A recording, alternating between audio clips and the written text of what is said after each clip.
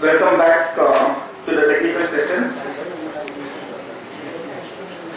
And the topic is in-house provident fund trust. So before we start our sessions, I would like our chairman sir to please escort our technical session speakers. Manikantan sir, please come on to the stage. Saraswati ma'am.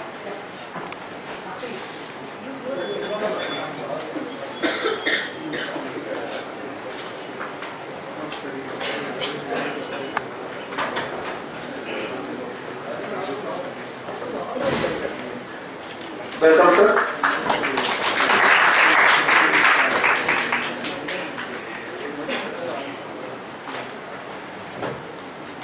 Before I hand over the stage, so I would like to give a brief introduction about today's technical session speaker, Manikantan sir. So Mani brings with him over 20 years of experience in the fields of finance and accounts, mergers and acquisitions, commercial pricing, investor relations, auditing, taxation, treasury management, managing overseas entities and statutory compliances. Mani has experience working in audit firm, PwC and leading corporates like Infosys, Mindtree, MDS and Emphasis. So he has done his Bachelor's of Commerce from Bangalore University. He is a cost accountant and also a chartered accountant from ICA. Currently, he is serving as a Senior Vice President at Emphasis Finance. He is responsible for transaction services of Emphasis Group, comprising nearly 35 entities including overseas branches. As a trustee, he manages Emphasis Group PF and Gratuity Trust and Emphasis Foundation CSR Trust.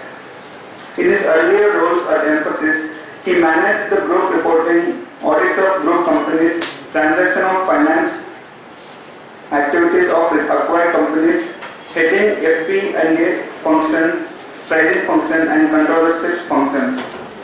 Mani was a recipient of Exemplary Business Leader Award in 2015 and he was identified as 100 Next CFO by CFO India in 2014. With this brief introduction, so Mr. Shiva sir, please you can start. Good afternoon. Thank you Saraswati and Mr. Shivram for giving me an opportunity to bring in the industry perspective, right? I went through the presentations and whatever we showcased in the morning, right? They're quite exhaustive. While they have covered every nitty-gritty about the PF administration, so I thought I'll cover a bit more on the industry perspective, right? So I presume most of you here are practicing CA. Can I know how many people are practicing CAs here? Okay, good. And how many are in service? Okay. And are there any students? Nothing. Okay, good. So looks like majority of the people are in practice, right? So I presume each of you specialize in some area and advise your clients on those. Okay, so let me start with the in-house PF administration.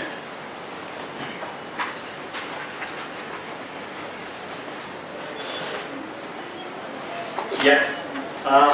One of the foremost thing is the Form 11. Now, Form 11 basically has all the details about the employee, his previous employment, and the nomination and the other details, right? So, Form 11 is one of the key documents for any employee, right? It's equivalent to, I would say, the PF master detail, right? So, in an employee, if you are looking at a new joining, getting into an organization, you have the employee master. Now, similarly, the Form 11 has an equivalent details for a PF master, right? So, besides that, now some years back, there was a mandatory provision for linking each of the UAN number to the other, right? So, as part of the KYC details, that is know your customer details, there are a whole lot of documents which are collected from the new joinees. And second thing which I wanted to touch upon was the filings. If you recollect some years back, when you had to file the PF details on a monthly basis, right? You have to deduct that and remit it by 15th of the following month. So then you had to fill up some challan, then you had to pay that in a nationalized bank, ensure that it gets stamped before 15th and so on. But things have moved on. EPFO has also moved more towards the digital thing. So now you have the electronic filing. So you have this ECF form which gets generated, which shows what are the monthly deductions which you have from the employees which you are remitted. Then the next thing is, in the case of a trust, what happens, there are two portions to the PF, right? So the employee's deduction, the entire 12% gets into your PF. Now on the employer's portion, you have a split. You have 8.33% on the salary which is capped at 15,000, right? That gets into the family pension, and there is the rest of the 3.67% which gets into your provident fund. Now, from a trust perspective, what happens? The entire PF contribution of the employee and the PF contribution, that is 3.67%, remains with the trust, and the only 8.33% of the family pension gets remitted to the EPFO, right? So here again, the compliance from a company perspective is to ensure that the remittance from the company is getting into the trust by 15th of the following month. Next point is on the international workers. I saw a detailed note on the international workers. One of the, I think Deloitte covered that in the presentation. What are the distinguishing features as far as the PF contribution for a resident Indian vis-a-vis the international worker, right?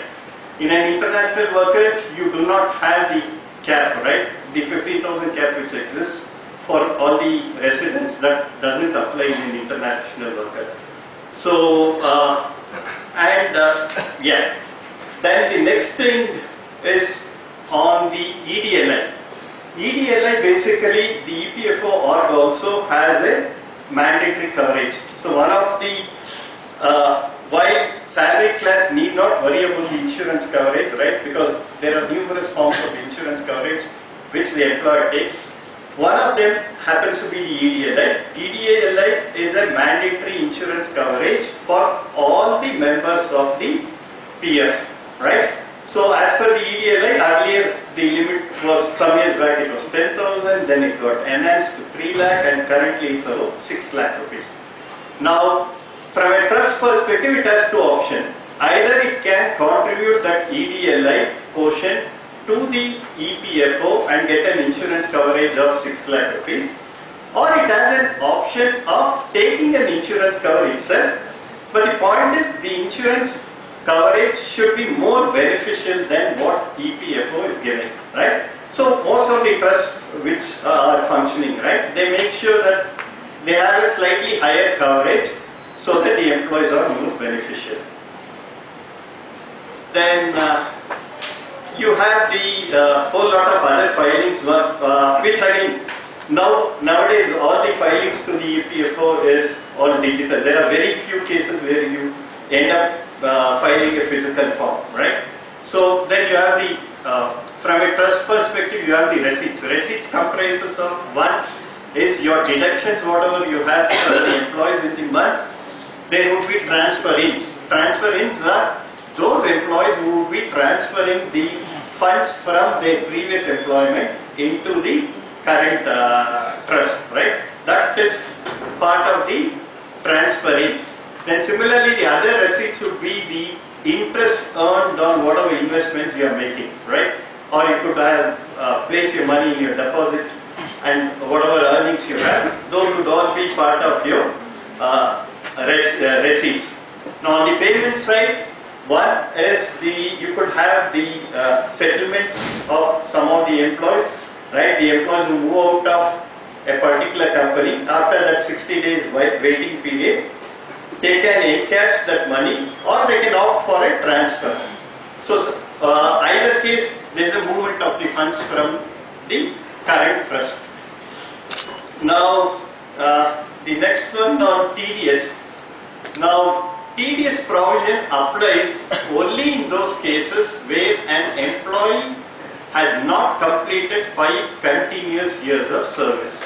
So, if someone were to withdraw their PF contribution before they complete that 5 years continuous service, then in such case on the payment there will be a TDS deduction, right? But those who have completed 5 years, there won't be any TDS, right? So TDS applies on all the settlements which happen, and similar to the corporates where you have the section 192 and you file your TDS return, right? Here also a trust would have to file the remit the TDS and generate those challan, right, by 7th of the following month.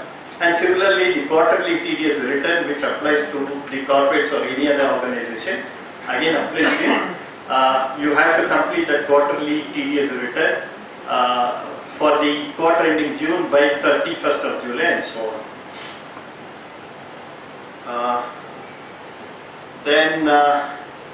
Yeah, from a trust perspective, the rigor on the compliance is much more stringent.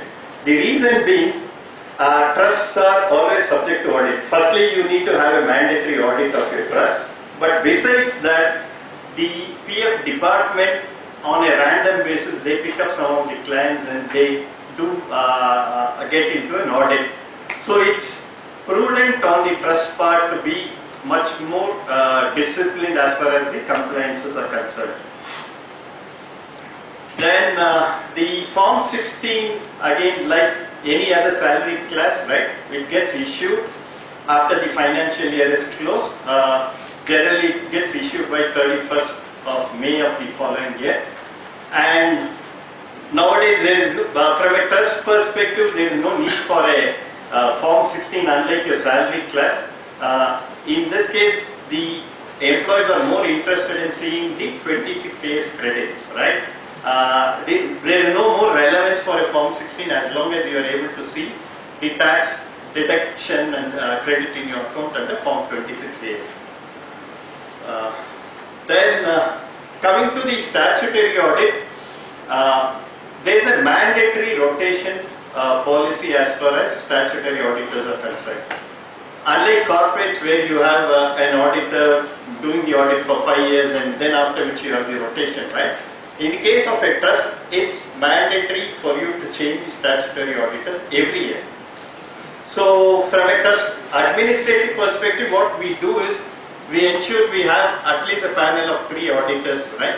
So on a rotation basis, you are able to manage your audit for whatever period, right? Unless some auditor is not good enough, you would want to get into a new set of auditors, right? Here again, it's like any other audit, right? From a trust perspective, you have to look at the comfort, right? You don't want to spend too much of your time with the auditor, right? And at the same time, the auditor needs to understand each of the, he has compliance requirements, he has to do his work diligently and ensure that he is able to complete the audit faster. Then, with the audit report again, like a companies act filing with the ROC or whatever, here also the statutory audit report has to be filed with the EPFO. And similarly, there is one more requirement on the tax angle also. Since the trust gets the exemption on the earnings, right, there is a requirement for the trust to file its audited accounts and tax returns. So that way you are able to get that exemption benefit from the income tax department. Yeah, I'll pause here. If you have any questions, maybe I can take it now. Yeah, sure. So most of concept is somebody is having a UN number and it's like a registered EPF. Coming to joining. Yeah, can you repeat for me? So more from transfer perspective, joining, coming from a company which is contributing to EPFO, an employee is coming to like employees joining employees. How the transfer process is taken here? Yeah, okay. So for that again, you have a transfer forms which are the standard. Whether there is no distinction between a trust and whether it's from an EPFO. So the incumbent employee, right? So he would have to apply a transfer, give a transfer form, right? In which the previous employer, his UAN number, all the other details are there, right? So if it happens to be from a EPFO, the person, the incumbent employee would file that form with the trust, the new company. The company will initiate that process and file it. So the company will vet the details, fill up the current PF details and file it with the EPFO. EPFO will transfer the funds to the trust. So yeah. Now on the other hand, if it were to be from a company which already had a trust, correct? So let's say this person joined from X company which had a trust.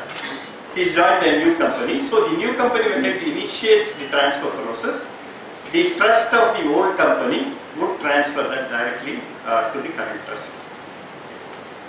So at the end of it, when the employee looks at the PF transactions during the period, right? So he'll see the contribution, he'll also see the interest which he has earned, and he'll also see the transfer in which has come in.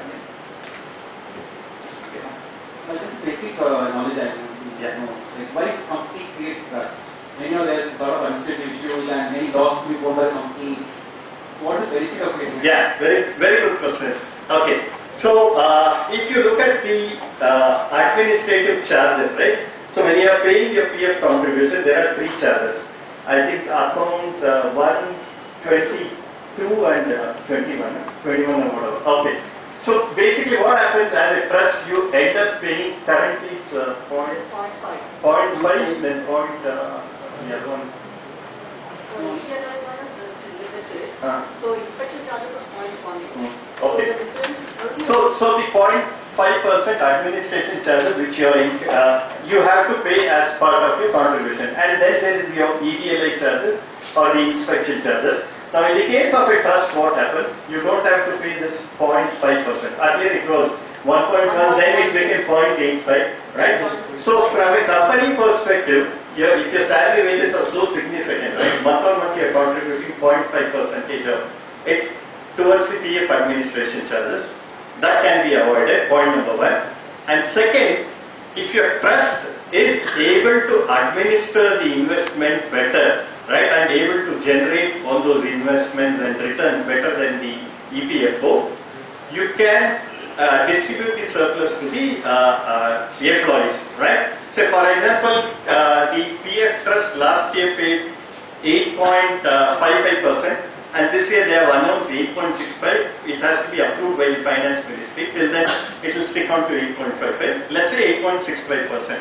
So what trusts do? Most often the trusts would have invested in the securities. Of course, that again is I covered that in one of the slides. You have the guidance on where you need to invest. Trusts generally earn a higher interest than what the EPFO pays. So whatever surplus the trust is able to earn, it will distribute. So for example, in my company, we have been distributing about 60 or 75 bps higher return than what EPFO has been declaring. So that's the big advantage. And yeah, and of course administration work and the other nuances are there, right? You need to be subject to the audit and the other things. But when you do a cost benefit analysis, you find that the advantages of having higher earnings and saving on that PF administration charges would outweigh the other audit and the compliance costs. Sorry. Go ahead. Yes. Suppose there's an extra benefit which is accrued to the trust. Will it accrue to the staff also on a year-on-year basis, or one? If you like, suppose a trust has earned around 10% interest in the current year, will it directly accrue to the staff in the same year? Okay. So you want to move out, and will the staff will get 10%? So, see, each year the interest payout is decided by the trustees. So, every year the trustees look at the performance. Of course, the performance are reviewed meticulously on a quarterly basis. So, we see how the trust is performing. We see what is the surplus. There could be some risk element also. Some investment can go bad, right? So, how do you protect, right? So, the trustees have to take a conservative position by looking at what is the surplus for the year. to what extent they want to distribute the surplus. Of course, the trustees are free to distribute the surplus which is there in your balance sheet also. Because all the surplus, whatever reserves you have over the past years which you have accrued, it's all payable to the employees, right? So it's a call taken by the trustees as to what extent they would want to declare the interest. Will it be for the existing staff or an outgoing staff? Like suppose an outgoing staff will be it is not in a favorable manner. Yeah, very valid point. Let's say what would happen is, so when you are declaring the interest, that applies to everyone, all the active as well as the settlements which have happened in that financial year. Let's say, let me give an example. Now this year let's assume it's 8.65%, right? Now your trust finally decides to give an interest of 9%, right? But that decision is taken only in April or May, right? Well after the financial year. But in the entire financial year, there would have been many cases where the employees would have withdrawn. So what the trust does is, it will recalculate the earnings. It will recalculate at 9%. It will find out that it was paid at 8.55 because all the settlements this year has happened at 8.55, right? So the differential 45 bps of interest is again paid back to each of those settled cases. What if they settle many years later? Many years earlier, no, but that's only for the settlements which have happened in that particular financial year. Yeah. Sir, would you briefly discuss the administration or provisions for voluntary contributions? Administration of? Voluntary contributions by employees?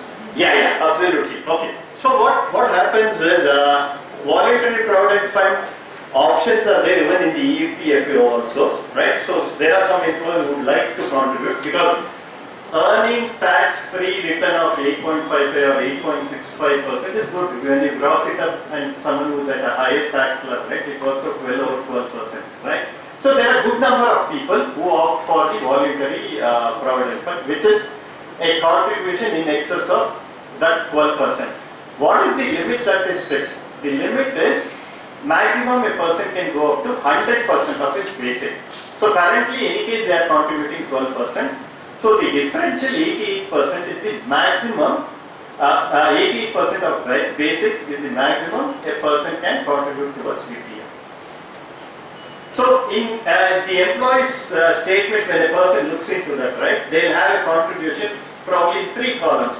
You'll have your employee contribution, which is 12%. You have the employer contribution, which is the 3.6% plus whatever salary you have more than 15,000, right? And then you have the VPF. So the advantage to an employee is, yes, they are earning tax-free interest on even the VPF at the rate of 8.55 or 8.65 or whatever percentage the trust declares. Mind you, a trust cannot declare an interest below what EPFO has declared. So that's a minimum. So from an employee perspective, their money is absolutely safe when the trust is managing it well. Yeah. So can I move on to the next slide? Okay. Now some of the processes and the compliance which the trust has to follow. The rules, basically each trust would have to first have a trust deed, right? So there are a whole lot of requirements which are there in the PF Act which needs to be mentioned. You need to identify the first set of the trustees, and then whatever rules you devise in a trust deed, right, it cannot contradict to what is there in the PF Act.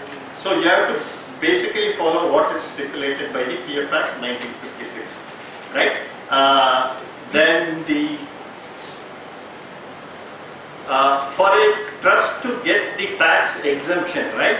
So there is a requirement of the trust filing the annual accounts with the income tax department.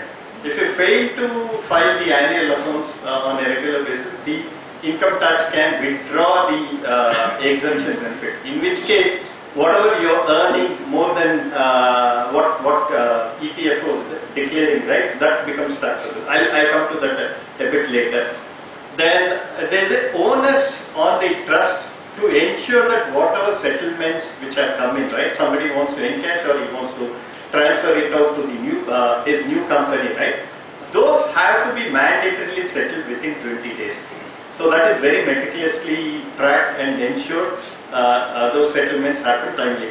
There could be cases where there could be delays, which would be more of the person not filling up the form properly or not attaching a cancelled check leaf to capture the IFSC details or so on. So otherwise, if a form is perfectly fine, it's the obligation on the trust to ensure that those settlements are done within 20 days. Then, as I mentioned earlier, the interest which the trust declares has to be at minimum what the EPFO has declared.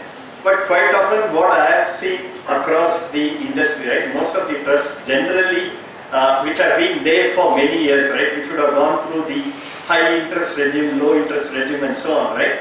So most of them who would have invested in a high interest regime would be earning maybe double digit returns. So they reward the employees by distributing the surplus to the employees. So here again there is one tax notification which came out I think in 2013 or so. I am unable to recollect the number, maybe someone from Deloitte can help. As per that, what it says is you can pay interest up to 9.5% and it will not be subject to any taxes. So what most trusts do is they declare an interest immaterial of what EPFO declares, let's say 8.65, you are declaring 9.5%, right? So you are giving additional 85 bits higher return to the employees and that will be totally exempt from tax. But the moment you declare any interest above 9.5%, right, that becomes an income. So you have to declare that income and offer that for tax in the hands of the employees. So there are trusts also which declare a higher return, but they offer the differential for tax. Then PMRPA, I believe must have been covered in the morning, but let me just touch upon the gist of it. See, this PMRPA is applicable only to the first time employees. Someone who joins the organization for the first time, and secondly, his salary, the basic salary has to be 15,000 or below that. Okay, only such employees will be eligible for this benefit. According to this, what happens is the employer contribution, which otherwise the companies have to do in such cases, are actually refunded by the government, right? So to that extent, the cost on the company's books are reduced.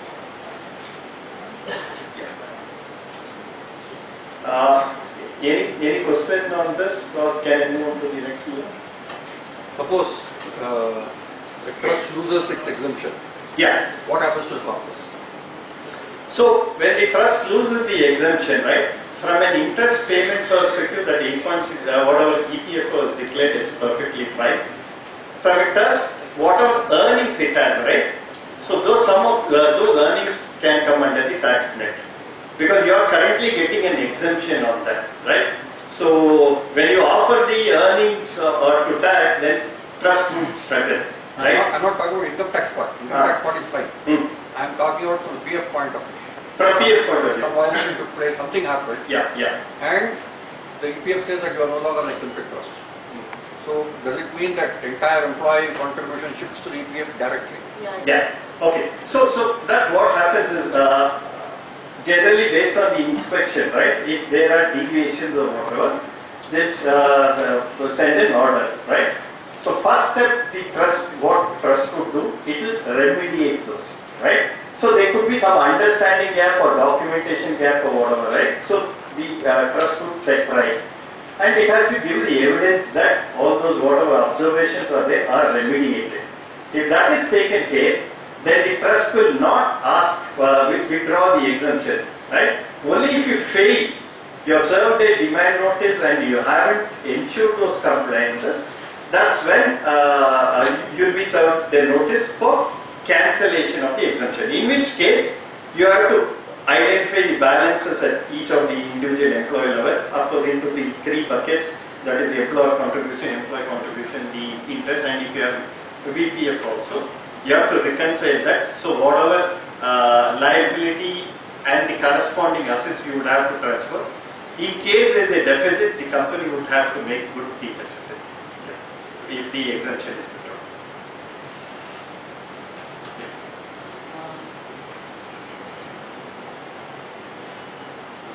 Employee quits the job and he has not withdrawn the amount. So he will withdraw the amount only after 8 years. So until then the interest gets accrued into his account. Yeah, okay. So what happens, see, if you are an active employee and you are contributing, then there is no concern at all, right? So earlier there was a definition of dormant account, right? What is a dormant account? Suppose an employee leaves an organization, he or she doesn't transfer or withdraw the PF for 3 years, right? So if you have an inactive or a dormant account with no contribution for 3 years, right? Then it gets treated as a dormant account. So earlier, there was no need for the trust to pay any interest on those dormant accounts. Okay, then again, sometime in 2017, November, if I'm right, there was a circular which changed the definition of dormant account. It says that in such cases, the interest has to be paid. So there is only one case where the interest wouldn't be payable. That is a person who has retired, right, that after 60 years or 58 years or whatever, and then they haven't transferred, right? In that case only, there is no requirement from the trust perspective to pay the interest. So there is no threshold here for this interest getting accrued to his account. So until he withdraws the amount, he will be getting the Will be getting irrespective of number of years, whether it can be 10, 15 or whatever. Yeah, that's it. But the moment he reaches the age of 60, right? After 60, there won't be any interest at all. So until 60, it will be Yeah. Thank you.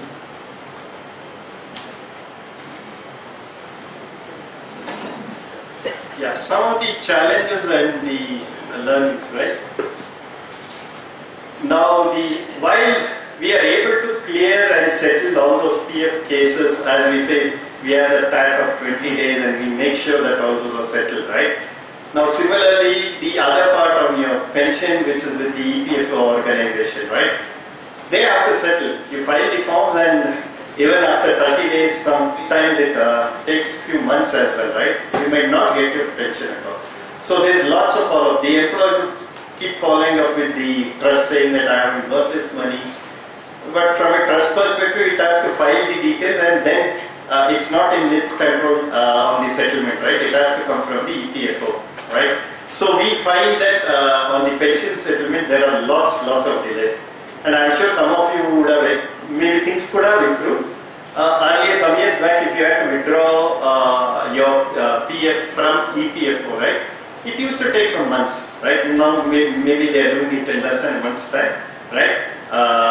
So the pension settlement does take some time. Then what happens as far as the filings are concerned, right? We'll have thousands of employees joining each month, right? So when we file, from a trust perspective, what the EPFO says, we don't want too many forms because they also find it difficult to process, right? So they restrict it to 50 or 100 forms. So if we have thousands of forms, right, at times there would be a delay from the trust end in filing the form. It's not because the trust couldn't file it, it's just because the EPFO couldn't take those many forms. So that issue is there.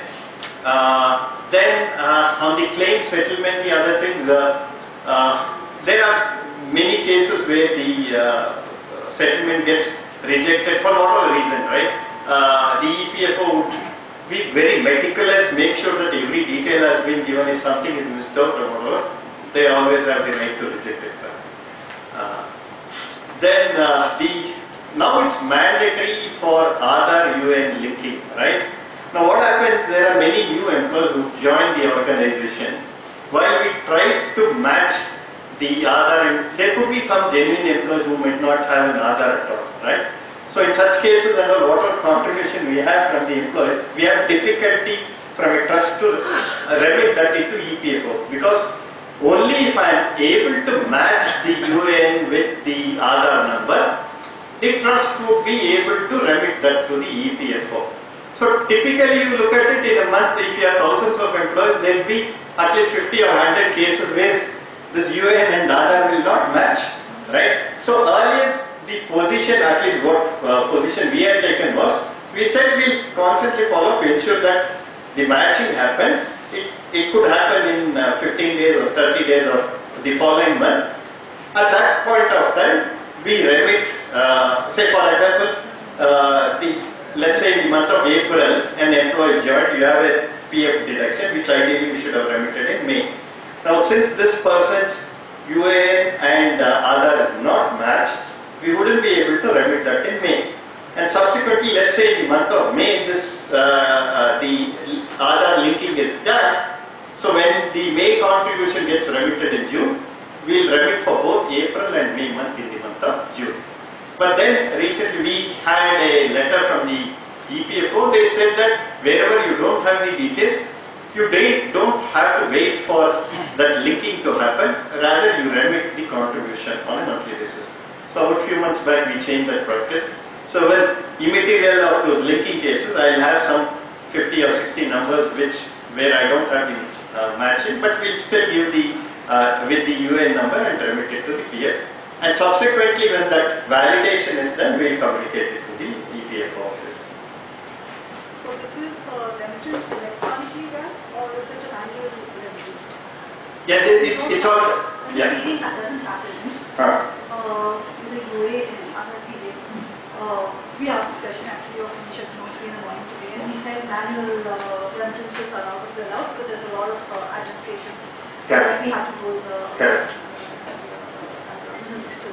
So you have to do it online, and that's kind of mandatory. So the remittance that you spoke about would be an online remittance? No, now these cases, see, as I said earlier, we had to do online, right? Online linking matching and then the remittance. But there were delays, right? There were genuine cases. You could have a delay maximum of about 2 months, right? So we're not remitting it. But then EPFO came back saying that we don't want that delay. You go ahead and remit it manually. Actually, in your So- case, anyway, it's a trust. It's a trust. Yeah. From The trust. EPFO For the we trust have. also, you will have the EPS part. Yeah. That also you are able to remit to the RPFC? Without Yeah, it's only the EPS part, no? Yeah. Because PF part is in case with the Yeah, trust. it's a I'm trust. remitting only the EPS. EPS without the CD is possible. Sorry? EPS remittances is possible even without the CD. No, without the Other CD with the No, that's all. So the change which has happened now is earlier it was mandatory till you do the UN and Aadhaar matching, you couldn't remit, right? So that's where you had the time lag of 1 or 2 months. But now what they said immaterial of that, you go ahead and file it manually. So such cases where there is a mismatch, the trust would end up filing it manually. So this is Only particular, mismatch. this is specific to your situation wherein the EPFO has asked to do it in that way. Yeah, this is for the trust cases. Yeah. Because the other organizations, many are still finding a challenge. And we specifically raised in the morning session with Ms. Manisha Chaudhary as to whether, see, the normal PF remittance also have a similar issue. Correct. And there, whether we could cut a manual challan, because otherwise companies are mandatorily bearing an interest in damages. It doesn't really reflect whether the compliance is. He said, no, I can't take it because it's too much of a reconciliation issue. Yeah. So I think it's one of the advantages of a trust. Being okay, I would say. Yeah. Yeah. And of course, the grievance redressal mechanism, typically in a big government organization, of course, would not be up to mark. In a trust, it's very easy, right? So the guys have a problem. The simplest way, before you realize a mail has gone to the CEO, right? You hear from CEO. So the trustees will be on the toes to ensure all those complaints and the employees' issues are handled.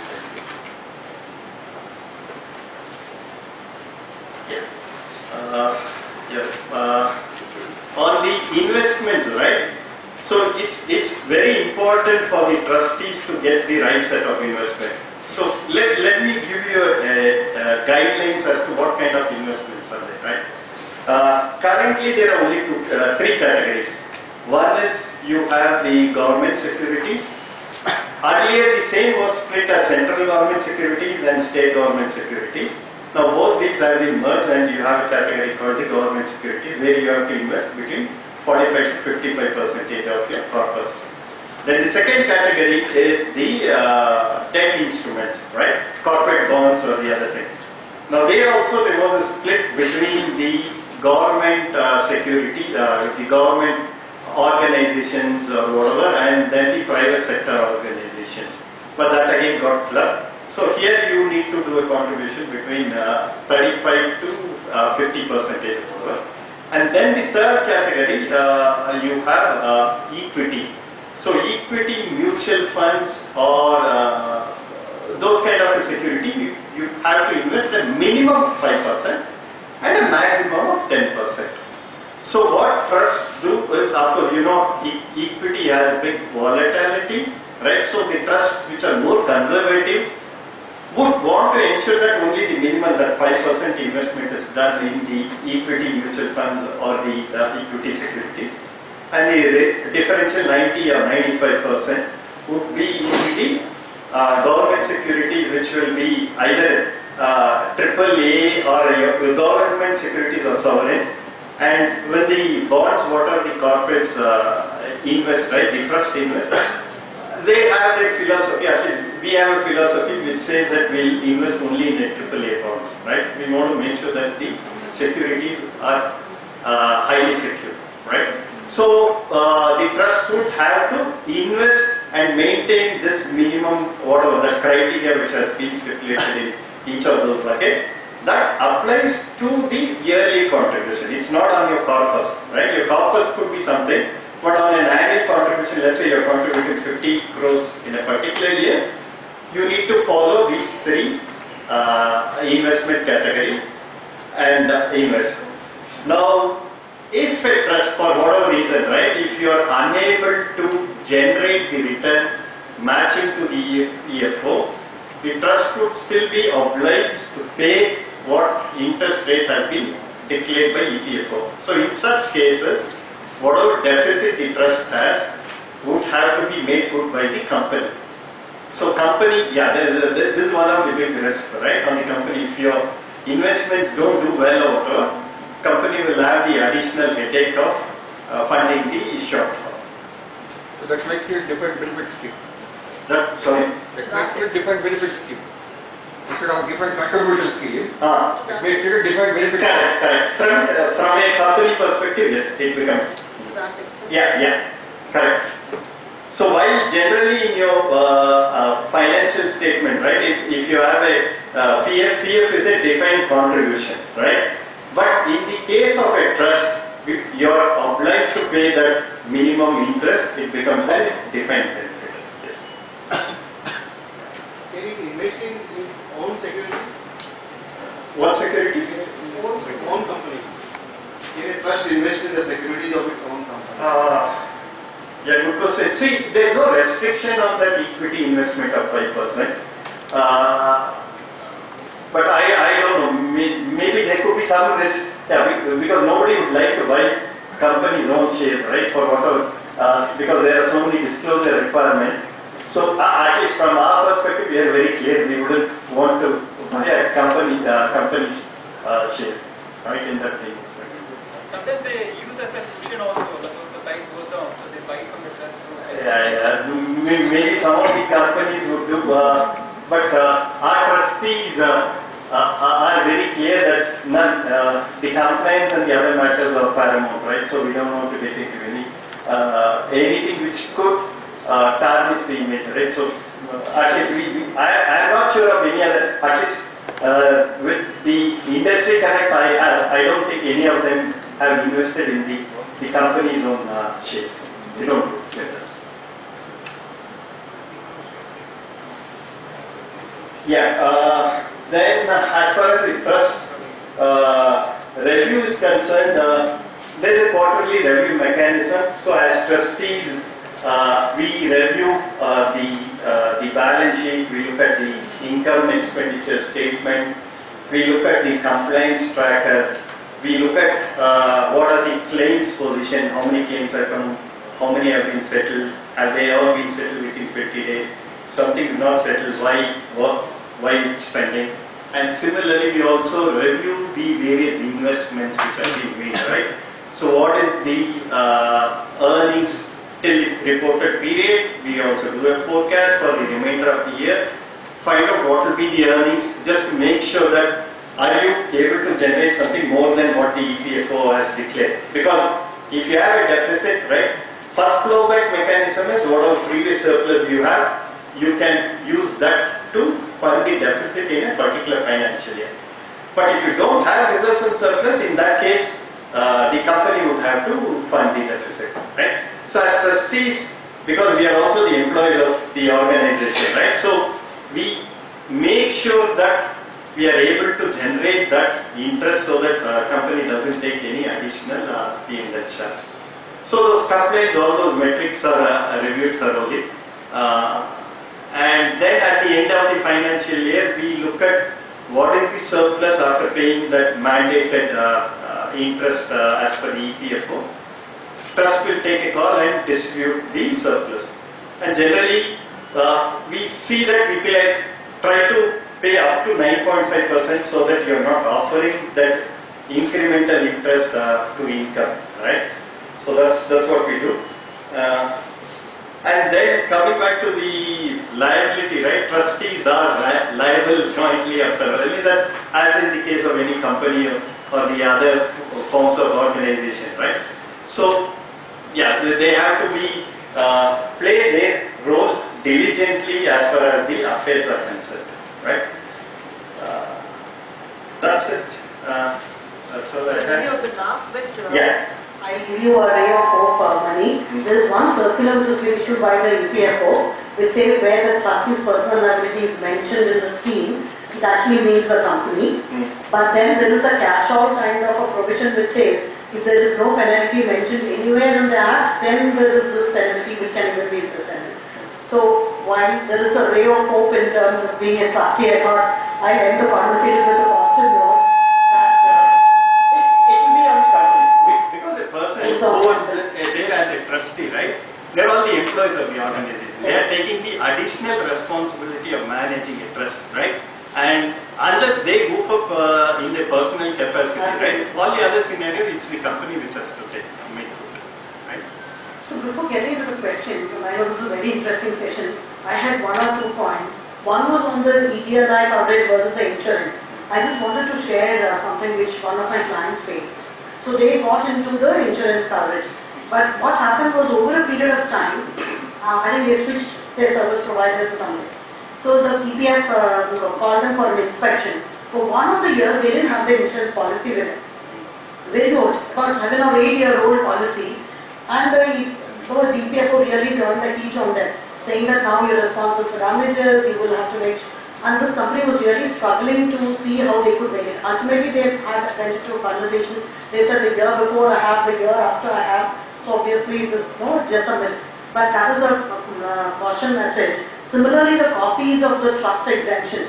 I know one company where they had a superannuation trust, it was not a PF trust, where they went through various reorganizations and all that. The copy of the approval, IT exemption approval was not there. So there was again a where the company was picked up for, the trust was picked up for scrutiny, and they said now all your whole income is subject to tax. Huge liability, so that they are still fighting and trying to get copies of their document. Those are the risks in running a trust, absolutely. Yeah. And then going back to your comment on trust versus the RPFC, we're seeing a sort of change in approach.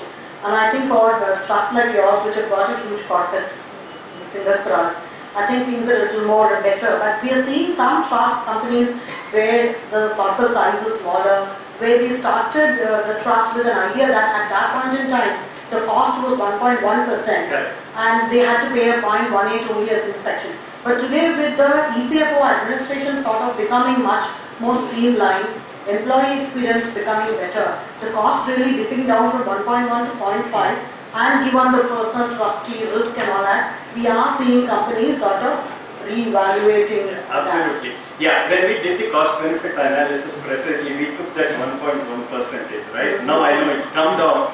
So if you ask me today, in reality, is it beneficial in that sense for all the headache or the administrative work?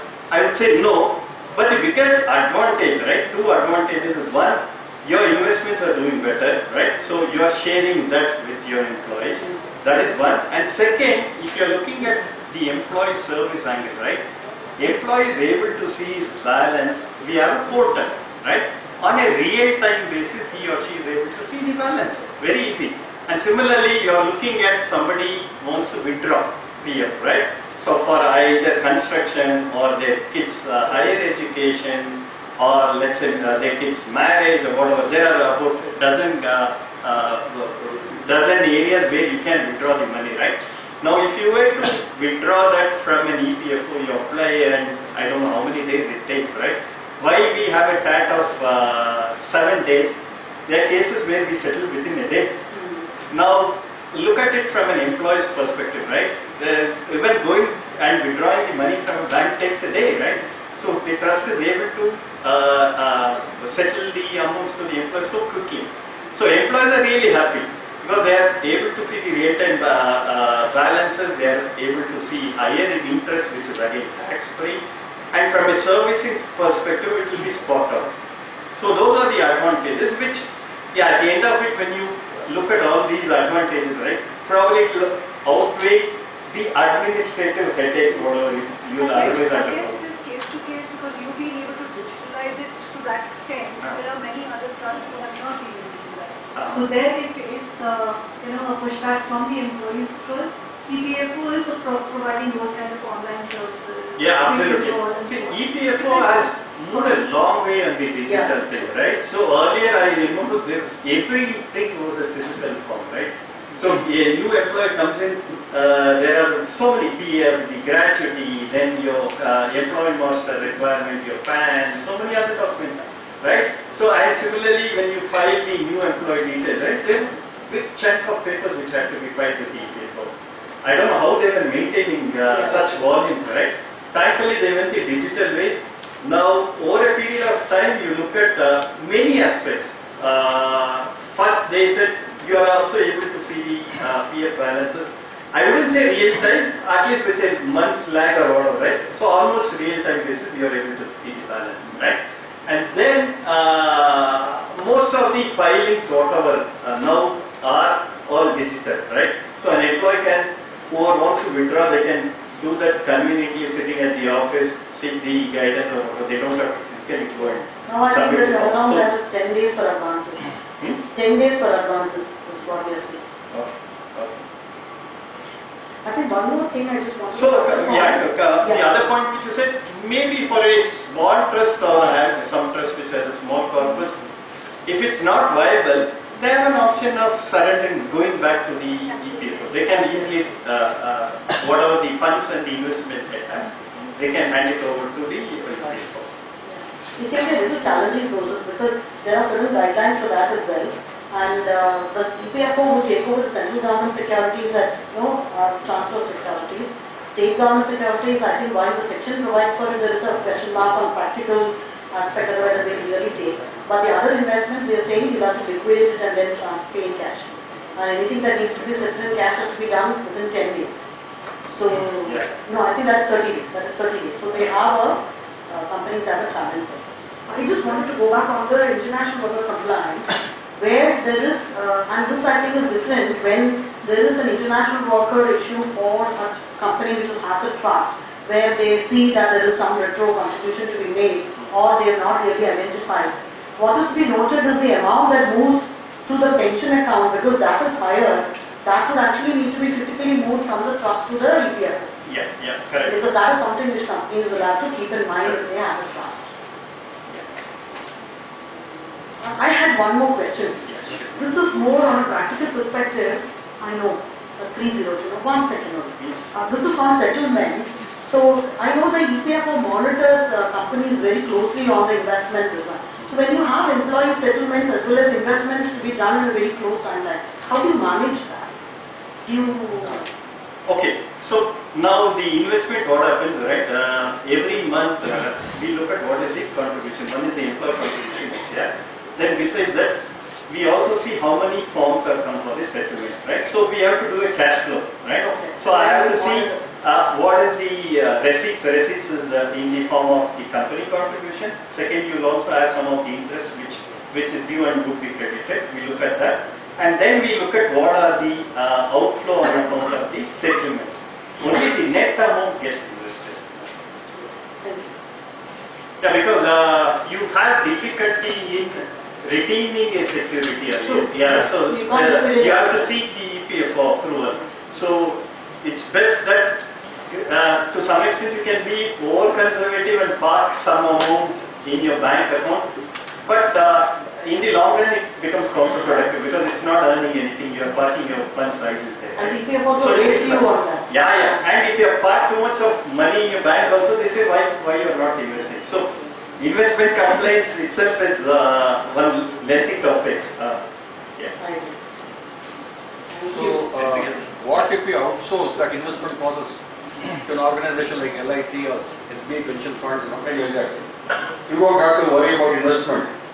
A professional fund manager does the investment for you, and he keeps on churning out statements, valuations, everything he does on your behalf. You just start to and monitor. Yeah, Which sure. has been done. So, okay. Now you look at the gratuity investment, right? For a moment, most of the companies would have investments with they would have parked their funds in LIC, and additionally to get a better return, some of them would have gone with some of the private insurance company, right? So you look at the interest which LIC has been declaring over the last 10 years. At its peak, it was a double digit, right? Then if I look at the last 7-8 years, from 9.65, 9.55%, it's come down to about 7.9 or 8%, right? And here again, it depends on the corpus, right? LIC gives the return based on what is the corpus they have. So heavyweight corpus like PSU companies or State Bank of India, big banks and all, right? They have thousands of crores, right? So probably for the last financial year, if I'm right, LIC declared 7.9% for whatever hours left. Someone with a bigger corpus probably would have got 8 or 8.1%. Now you look at the EPFO return. EPFO return for last year was 8.55 and this year is going to be 8.65. Now if you have the deficit, then it becomes counterproductive going to LIC. See, LIC again, this is a traditional fund what we are talking about. But what most of the other private insurance companies do is, they give you an option, right?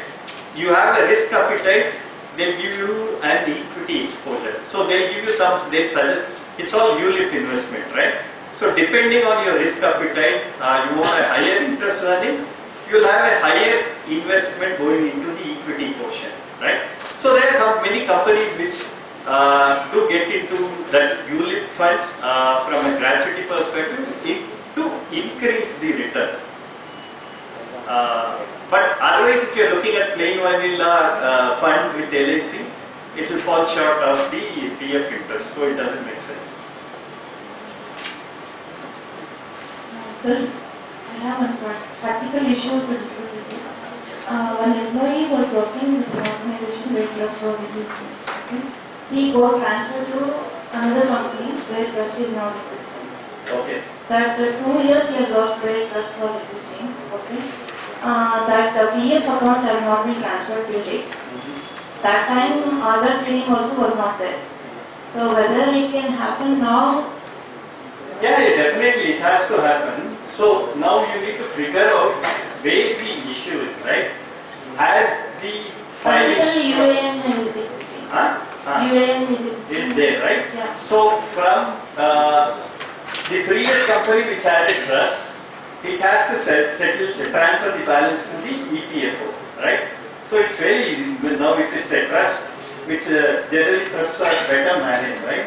So they would be efficient. They have to ascertain what, assuming that the person has given all the transfer related documents properly and the relevant KYC documents, whatever, right? It's the responsibility of the trust to ensure that it gets transferred. It can happen the other way. I know there could be delays of the trust getting the money from the EPFO, right? But this scenario would be there probably in such cases where the trust is not well managed. We will not have such an issue, frankly. But employee has not taken initiative till date. No, so the employer has to follow up, and eventually when the trust transfers, right, whatever balance was there, the trust has to ensure that the interest is paid till the month when it's physically transferred to the EPFO. So the employer will not lose out any money, right? There could be two possibilities. One, the trust has already done the transfer, but from a EPFO perspective, probably it's not captured in the right account or whatever. There could be delay at that time. So in this case, if trust has already transferred the money, right, trust will not be liable to pay the interest up to date. The interest payment responsibility will be with the EPFO because they have already transferred the money. But trust to trust. Trust to trust, yeah, it's much easier. Withdrawal, you cannot initiate a withdrawal process from the previous. Yeah. See, if the trust has not initiated the outward transfer to EPFO, the employer can withdraw. Yeah.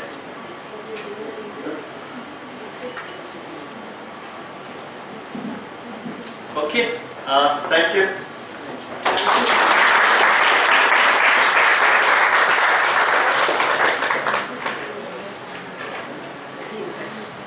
Thank you so much, CA Manikantan sir. So it was very interactive session, and thank you for sharing your insights to our audience. So now I would like CA Swarnalata to please come and hand over the moment to the speaker.